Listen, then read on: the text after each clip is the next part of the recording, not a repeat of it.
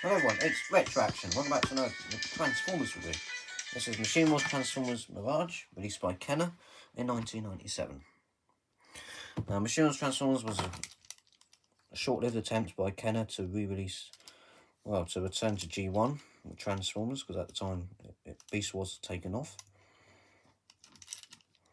It was a KB Toys exclusive line, released only in the US, because KB Toys was not here in the UK. By the way, this is the basic class figure Mirage, and it's interesting because his name Mirage is on there. If we look at the vehicle mode, it's a blue and white car. It's almost like a turquoise-ish car. More greenish blue, but there you go. We've got a white stripe down the middle there with number 7. His tyres are, his wheels are just plastic, which is sort of interesting.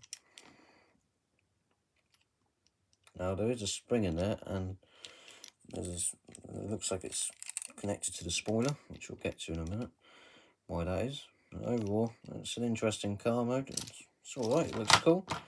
Now, this was actually an unreleased Generation 2 mould. That's what the basic Machine Wars class, basic class Machine Wars figures actually came from. They were all unreleased Generation 2 molds, because Hasbro transferred Transformers to Kenner just as Generation 2 was ending.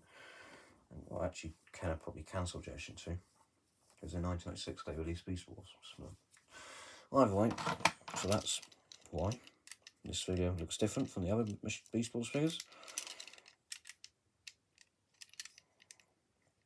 Looks quite cool. Some good detail on them. Got a lot of sticker detail. And that's it for the vehicle mode. It's quite a nice race car. Now, transfer, what we're going to do is we're going to press on the spoiler, and it flips around, because this is a flip changer, and it's a spring-loaded transformation. And there you have the robot mode, and then what you can do is you can get in there, you can take disconnect the arms, the legs, and swivel the arms, flip the arms around, and there you have Mirage in robot mode. Now, there are some parts here hidden in his legs, much like Beast Wars. And these actually form his weapon.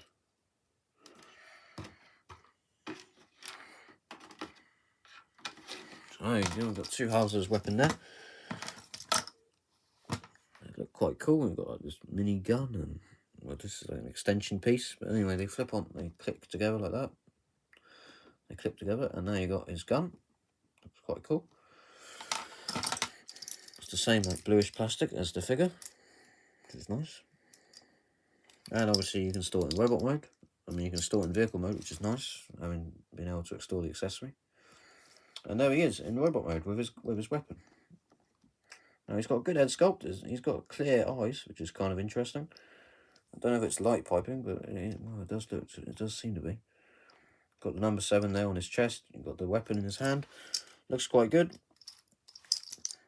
Now, as for articulation, he's got 2 joints in the legs, because he's using ball joints. He's got 2 in the arms, 1 on the shoulder, 1 on the elbow, and his head can turn as well, because it's on a ball joint. It's on a ball joint, which is quite good. Ball joint.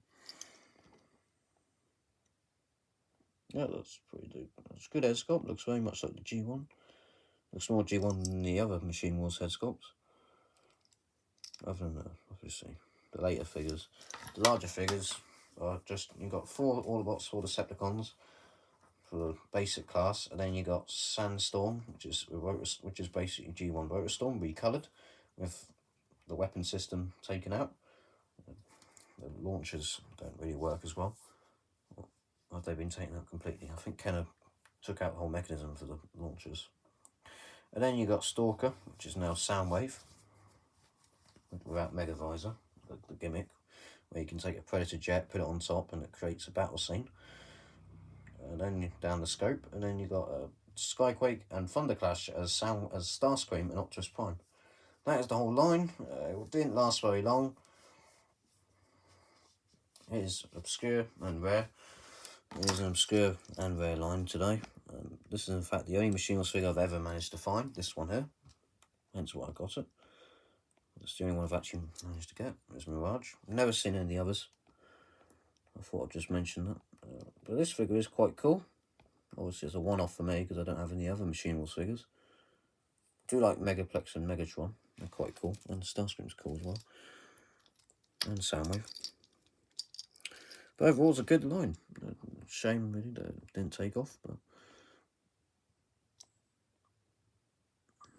yeah.